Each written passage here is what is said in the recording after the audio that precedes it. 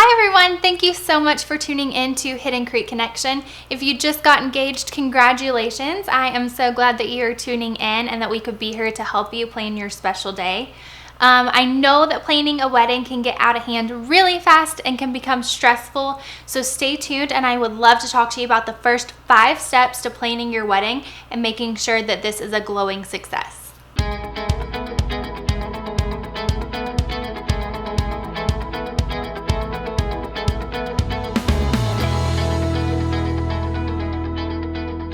Okay, so you have gotten engaged. Now what do you do?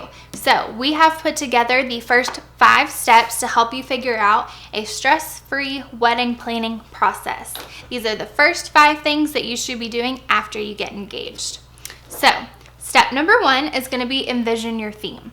We did a video earlier and we talked about what your theme should be and your couple style. So be sure to figure that out. That way you are looking at the right places once you figure out what your theme is going to be. Number 2 is decide on a budget. So budget plays a huge role in the beginning of your wedding planning process. You need to talk to the people who you think are going to be contributing to the wedding, whether it be your parents, your in-laws, grandparents, or if the 2 of you are coming together and paying for it on your own. That's totally fine, but you need to sit down and decide this is the budget that we have. I don't want you going to other places or talking to vendors and getting your hopes up when you find out that their fee is your entire budget. You definitely have to keep that in mind and figure out how much you want to go to each area. Number 3 is going to be guest list. So this plays a huge factor in budget and venue. You cannot have a 500 person guest count and then find a venue that only accommodates 300. So when figuring out your guest list, that is important to do before searching for venues, making sure you're looking at ones that can hold your number of guests. Number 4 is going to be choose a venue. So when you are choosing a venue for number 4, the reason this is at number 4 is because your budget and your guest list and your theme, all those first 3, are going to play a role in picking which venues you tour. Consider your theme. If you want to feel like a princess and have a castle wedding, then you do not need to look at rustic or industrial venues. If you do, however, want to feel like a rustic princess or have a rustic theme, then you know that you do not need to go look at castle venues.